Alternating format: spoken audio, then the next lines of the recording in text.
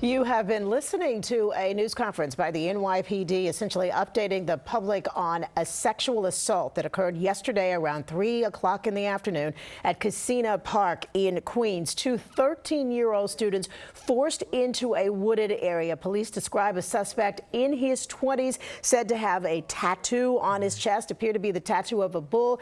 He forced those kids into the woods, tied them up. The 13-year-old girl was sexually assaulted. They were able to get away from that man once he left the scene. They reported it. Police were called in. Right now, a $10,000 reward is being offered to find and identify the suspect in this sexual assault. You heard police say no stone unturned. They're adding additional resources to the area, officers, drones, anything they can to help find this monster responsible for this. Eyewitness News reporter Janice Yu is live in Flushing with more details. And Janice, you see some of those resources already deployed at this hour.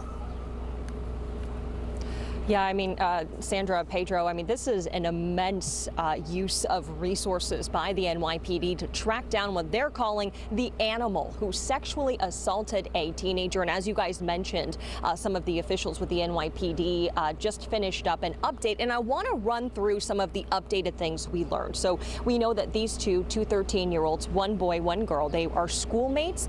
They had left school for the day. They were in the park hanging out when they were approached by this man.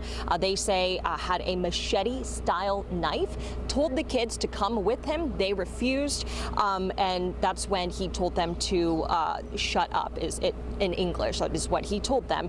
And then they were led into a wooded area. Police say that the two were tied up with shoelaces. The girl was sexually assaulted, and he told them, this man told them to wait 20 minutes before wait 20 minutes in that spot while he got away. At that point, the two teens went over to the school where they told adults, and that's how NYPD was notified. Now, what is happening now is investigators are going through all of the security footage in the area. They have people still searching the crime scene. We're told the victim left a water bottle at the scene, so they are analyzing that right now. They did find a shoelace in that area, so they are checking that for any forensics to see if that was the shoelace that was used in this crime. They also said that they are deploying drones and installing more cameras in this area to make sure this community feels safe. The interviews have happened. Again, crime scene still searching the area. They're trying to get search warrants for the victims' phones as well.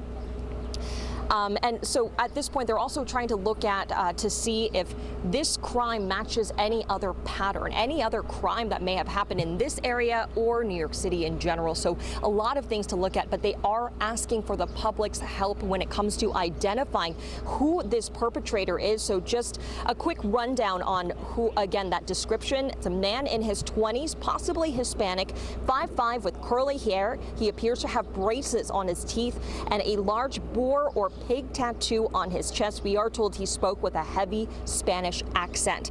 At the time that this happened, he was wearing black shirt, black pants, red sneakers, and a green backpack. So again, if you have any information, anything big or small, there is a $10,000 reward for any information leading to arrest. So please call Crime Stoppers. That's 1-800-577-TIPS if you have any information. So this all happened in the park right here behind me. This is a residential area. The park itself is very large, but this is a popular park. We have been seeing people walking up and down. Again, it backs up into a neighborhood. There is a school just a few feet away from where I'm standing. It's not clear right now if the kids went to that school, but you know, definitely police are trying to do everything they can to catch the perpetrator, but also make sure that this community here feels safe.